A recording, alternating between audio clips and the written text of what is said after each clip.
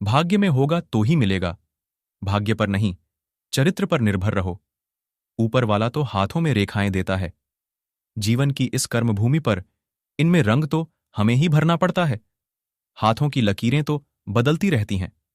इस प्रकार की बातें तो आपने बहुत सुनी और पढ़ी होंगी। लेकिन भाग्य भी अपना महत्व रखता है। यदि कोई भी चीज, वस्तु आप पाना चाहते हैं और वह आपके भाग्य में होगी तो ही मिलेगी, अन्यथा दुनिया की कोई ताकत आपको नहीं दिला सकती। और जो चीज आपके भाग्य में है उसे दुनिया की कोई ताकत आपसे छीन नहीं सकती, आपको उससे वंचित नहीं कर सकती। आप कर्म कर सकते हैं, जैसे किसी भी वस्तु को पाने के लिए आप साम, दाम, दंड, भेद, कोई भी नीति चला चलें, लाख कोशिश कर लें। इसके बाद भी यदि आपको सफलता नहीं मिल रही तो मान लें यह आपके भाग्य में कम से कम अब तक को तो नहीं थी। हो सकता है आगे के प्रयासों में आपको मिल भी जाए।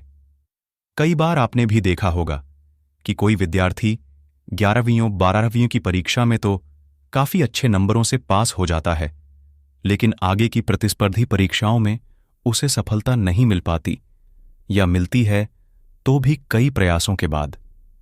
यदि कोई भी चीज, वस्तु आप पाना चाहते हैं और वह आपके भाग्य में होगी तो ही मिलेगी, अन्यथा दुनिया की कोई ताकत आपको नहीं दिला सकती। और जो चीज आपके भाग्य में है उसे दुनिया की कोई ताकत आपसे छीन नहीं सकती, आपको उससे वंचित नहीं कर सकती।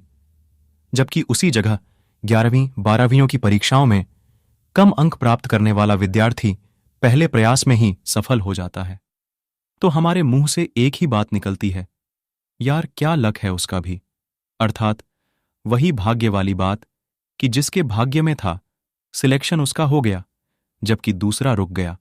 व्यक्ति के हाथ में क्या है, कर्म कर सकता है, प्रयास कर सकता है, लेकिन यदि कोई भी चीज उसके प्रारब्ध में ही नहीं थी तो नहीं मिलेगी।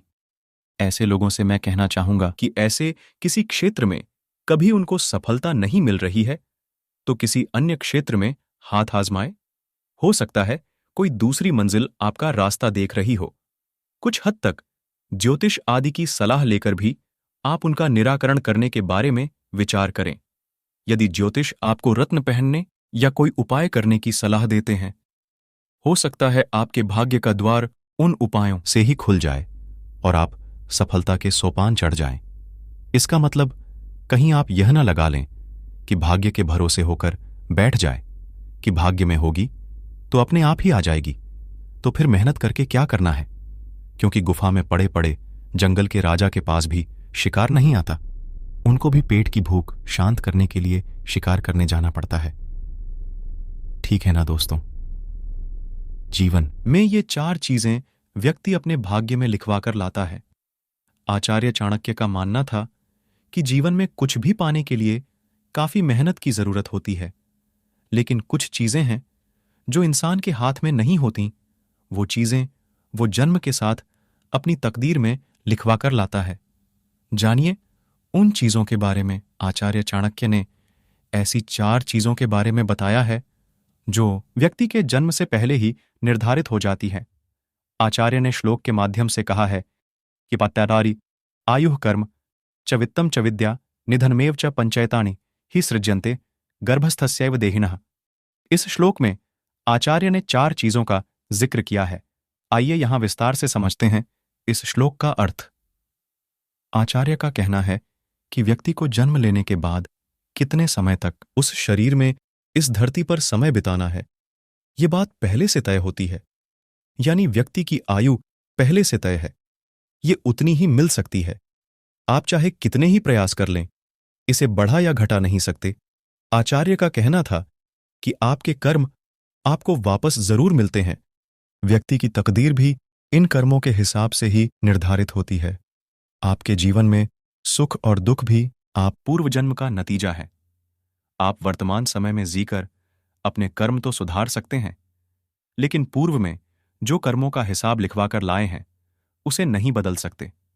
यानी आपके जीवन में जितना समय सुख का और जितना दुख का लिखा है वो भोगना ही पड़ेगा।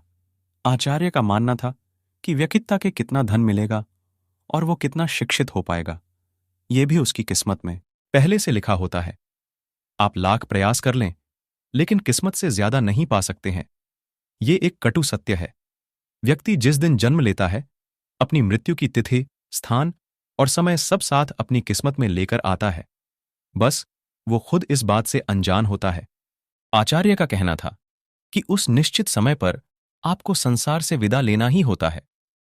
जिस समय आपकी मृत्यु आएगी, आप या आपका अपना कोई भी आपको नहीं रोक पाएगा। वीडियो को लाइक करके चैनल को सब्सक्राइब करना बिल्कुल ही ना भूले। वीडियो देखने के लिए धन्यवाद।